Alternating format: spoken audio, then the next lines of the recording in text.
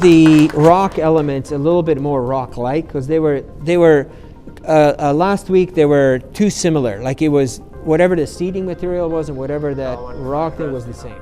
And I think he needs a complete redesign for the back, because there's no reason for these to be sectioned, because they don't fold, they don't do anything. All the students are going to do at least one, if not two variations for CMF, because that's what you always have, packages, different packages for customers and so on. Working closely with Stellantis, and especially with Mark, I was able to get a lot of one-on-one feedback and improving my design, and not just the functionality. I learned a lot of more in the vehicle architecture, how things come together.